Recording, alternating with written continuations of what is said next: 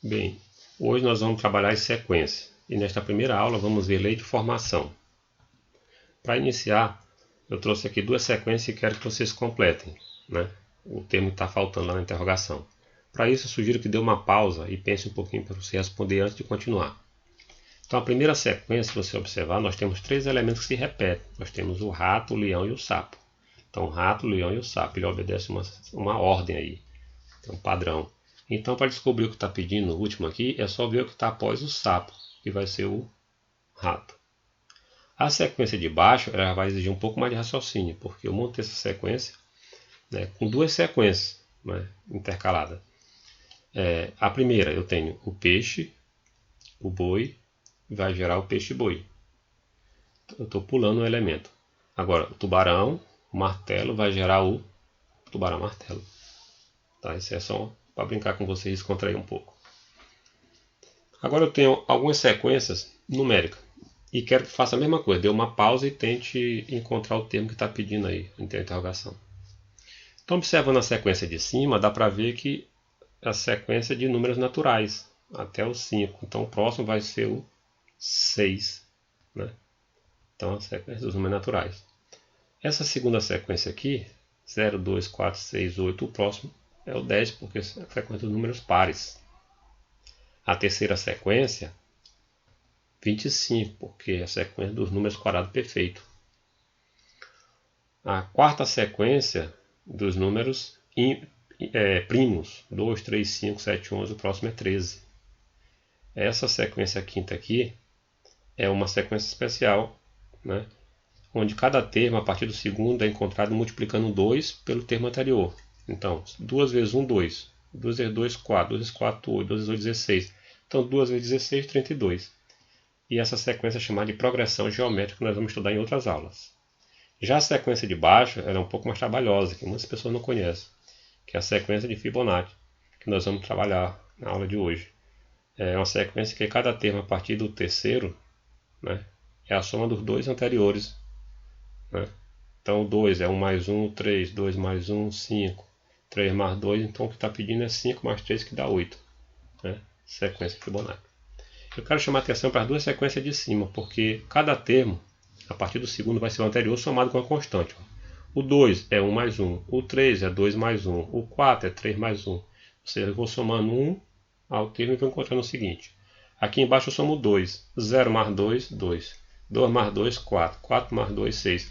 Então, quando eu tenho sequência desse tipo aqui, em que eu somo uma constante a um termo e encontro outra, elas são chamadas de progressões aritméticas, que é o que nós vamos estudar também em outras aulas junto com as progressões geométricas.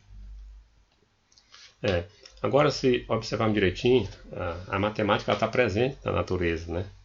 E a sequência das pétalas, das flores, tudo tem matemática nisso. Eu peguei algumas plantas aqui de casa e peguei as flores que temos, essas de cima aqui, ó. Observei que todas as que tem, essa aqui de 3 pétalas, todas as flores dela têm 3 pétalas. Outras que tem 5, né? Aqui é 11 horas, independente da cor, 5 pétalas. Essa aqui é chamada de Maria Sem Vergonha. É 5 pétalas também. Então as de cima todas tem número ímpar. Já tem essas de baixo aqui, né? Essa aqui de 2, de 4, 6, 8. E observe que, se você observar essas plantas, as flores da mesma planta vai ter sempre o mesmo número de pétalas. Obedece um padrão matemático. Isso também se vê nas folhas, nos frutos, em peixe, as folhas aqui dessa planta, formato, né? Fruto. A maçã, quando você faz um corte, a seção dela, né? Formato de uma estrela. A carambola, o abacaxi, a superfície dele, a casca, né? A escama dos peixes, tudo existe padrões matemáticos por trás. E aqui nós temos uma sequência muito interessante, que é a sequência Fibonacci. Né? Essa sequência consiste no seguinte: ela foi descoberta por Leonardo Fibonacci, que é um matemático italiano que contribuiu com diversas pesquisas para o desenvolvimento da matemática. Né?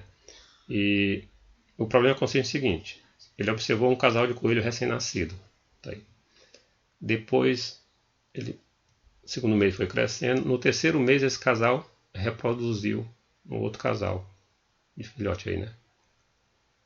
No quarto mês, ele reproduziu mais um. E aquele primeiro casal que ele tinha reproduzido só cresceu. No quinto mês ele reproduziu mais um. O último casal só cresceu, não reproduziu. E o primeiro casal que nasceu, filhote, reproduziu, né? E aí é o seguinte, ele vai seguindo essa sequência aqui, ele quer saber no sétimo mês quantos casais de coelho teremos. Tá? Então é o seguinte, basta você observar que aqui é mês e aqui os casais. Então no primeiro mês só tinha um casal recém-nascido. No segundo mês também só um. No terceiro, como nasceu um casal de filhote, já vai ter 2 casais. No terceiro, 3. No quinto, 5. E assim vai. Então o que ele observou? Ele observou que a partir do terceiro termo, ele encontrava somando os 2 anteriores. Ou seja, cada termo a partir do segundo termo é a soma dos 2 que o antecede imediatamente. Então esse 2 é 1 mais 1. Esse 3 é 2 mais 1. Esse 5 é 3 mais 2. E assim vai. O 8 é 5 mais 3. O 13 é 8 mais 5. Então no oitavo mês seria 8 mais 3 que dá 21. Então essa sequência é chamada de sequência Fibonacci, né? E em 1202, né, já aos 32 anos de idade, ele apresentou em seu livro esse problema que o consagrou, né? E por isso recebe o nome de sequência Fibonacci. Isso está presente também nas árvores, né, nos galhos das árvores, observe que segue esse padrão, né? E agora nós vamos construir o retângulo de ouro, né? Se você tomar um quadrado de lado 1 por 1 e colocar o outro com as mesmas medidas ao lado, você forma um retângulo de 1 por 2. E aí pega esse lado 2 e forma outro quadrado 2 por 2. Depois você forma de 3 por 3. E agora forma um de 5 por 5. Na sequência um de 8 por 8. Quando você interligar esses pontos aqui, ó, né, você vai ter essa espiralzinha aqui, ó. Isso aqui é o retângulo de ouro, né, que ele segue a sequência Fibonacci. Ó, 1, 1, 2, 3, 5, 8. 1, 2, 3, 5, 8 e aí vai. Tá? E é interessante também que essa sequência permite encontrar o número de ouro, né? E que é o número de ouro? É você tomar, tipo assim, um retângulo de lados 1 mais raiz de 2 e 2. Esse 1 mais raiz de 5, aliás. Esse aqui é o comprimento e a largura. Quando você divide 1 mais raiz de 5, que é o comprimento, pela largura, que é 2, vai dar 1.6182, aí vai. Que é um número irracional chamado φ, que é o número de ouro, né? Então esse número aqui você obtém quando você divide a partir do 21, né, vai ficar mais próximo. Divide 21 por 13, depois 34 por 21. Quanto mais vai aumentando isso aqui, mais você se aproxima desse número de ouro, né? E para os gregos, o número de ouro representava harmonia, equilíbrio e beleza, né? E no século XIII, Fibonacci constatou que o número de ouro estava presente também na natureza. Como a gente pode ver aqui no quadro de Mona Lisa, né, na pintura, eles utilizavam o retângulo de ouro, né, na formação das nuvens, né, redemoinho aqui, o caramujo, em parte interna, as ondas, alguns galhos de árvore, né? Então veja como a matemática está em tudo mesmo. Até em logotipo, né, da Apple aqui a gente encontra o retângulo de ouro no traçado, na construção. Então, sequência é todo o conjunto ou grupo no qual os seus elementos estão escritos em uma determinada ordem. Já o termo de uma sequência é cada elemento de uma sequência que representa uma letra seguida de um índice. Esses elementos são colocados entre parênteses separados por vírgula. Então, para representar uma sequência, eu utilizo letra com índice, onde cada índice representa a posição dele. Eu separo por vírgula e coloco entre parênteses. Já a lei de formação é um conjunto de informações capaz de determinar todos os elementos de uma sequência e a ordem que se apresenta. Isso aqui é uma forma bem simples, né, de falar de sequência, termo e lei de formação. Mas vai ter momentos que a gente se aprofunda mais ainda.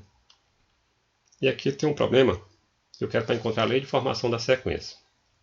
Que é o exemplo 1. Observe as figuras abaixo formadas por palitos. Eu tenho 3 figuras. Aqui são triângulos formados por palito de fósforo, né? Observando que o número de palitos é dado em função do número de triângulos que se quer formar, responda. Qual a lei de formação que relaciona o número de palitos com o número de triângulos de cada figura? Letra B. Quantos palitos são necessários para formar 20 triângulos? E letra C. Quantos triângulos se pode formar com 155 palitos? A ideia para resolver esse problema é montar uma tabela de duas colunas que relacione o número de triângulo com o número de palitos. E eu represento o número de triângulo por T e o número de palitos por P. E aí eu vou conferir. Primeira figura, um triângulo, eu tenho 3 palitos. Segunda figura, 2 triângulos, eu tenho 5 palitos. Figura 3, 3 triângulos, 7 palitos. Então depois eu vou transcrever para essa tabela. Quando eu tenho um triângulo, isso eu preciso de 3 palitos para construir ele. Se eu tenho 2 triângulos, eu preciso de 5 palitos. Se eu tenho 3, eu preciso de 7. E se eu continuar, eu pergunto, quando eu tiver T triângulos, quantos palitos eu vou precisar para formar esse triângulo? Aqui eu vou mostrar uma regrinha para você encontrar essa lei de informação. Você vê aqui, quando cresce, aumenta um triângulo, lá vai aumentar 2 palitos. Aumentar mais um aqui de 2 para 3, lá aumenta 2. Então é o seguinte, você verifica, a pergunta, eu tenho mais palitos ou mais triângulo? Então, se um triângulo tem 3 palitos, eu vou ter mais palito que triângulo. Então eu coloco o que eu tenho mais, né? P é igual a 2, esse 2 aqui que está crescendo, vezes o T. Ou seja, o número de palitos vai ser 2 vezes o número de triângulo. E aí eu vou verificar se essa forma está correta. Eu vou substituir onde tem T por 1. 2 vezes 1, 2. Só que lá o P está dando 3. Então eu corrijo a fórmula. P vai ser 2T mais 1. E essa aqui é a lei de formação, que eu posso até verificar para os outros. Quando eu tenho um palito, um triângulo, palito é 2 vezes T mais 1, então vai ser 2 vezes 1 mais 1 que dá 3. Quando eu tenho 2 palitos, 2 triângulos, aliás, 2 vezes 2 mais 1 que dá 5. Quando eu tenho 3 triângulos, 2 vezes 3, 6 mais 1, 7. E quando eu tiver T, vai ficar 2T mais 1, que isso aqui é a lei de formação. Tá? 2T mais 1 que eu respondi a letra A. Agora, se eu tenho a lei de formação, fica fácil responder a letra B e C. Porque ele diz o seguinte, na letra B. Quantos palitos são necessários para formar 20 triângulos? Eu pego a lei de formação, P igual a 2T mais 1, e substituo, né, o T por 20. Se eu quero formar 20 triângulos, vai ficar P igual a 2 vezes o T, que é 20, mais 1. E eu vou encontrar 40 mais 1, 41. Ou seja, serão necessários 41 palitos para formar 20 triângulos. Já a letra C, ele quer saber quantos triângulos se pode formar com 155 palitos. Aqui é substituir, né, na lei o P por 155, é o número de palitos, e eu encontro o T. Eu tenho que 2T é 155 menos 1, que dá 154. De onde eu tenho que T é 77, dividindo 154 por 2. Né? Logo, podemos formar 77 triângulos com 155 palitos. Então, observe que quando se trata de lei de formação, e você encontra no problema, aí você já mata as outras duas questões. Então, o primeiro passo é esse, é você montar a lei de formação e depois resolver as outras letras. Isso aqui é uma forma bem prática, né? Mas depois a gente vai mostrar de outra maneira. Aqui eu tenho o exemplo 2 que eu vou deixar para vocês, né? E na aula 2 nós vamos dar sequência, vamos resolver. Mas desde já eu agradeço, né, o empenho de vocês, mesmo à distância, né, tá acompanhando as aulas. E resolva essa questão e envie para nossa página no Google Sala de Aula. Ok? Muito obrigado e bons estudos a todos.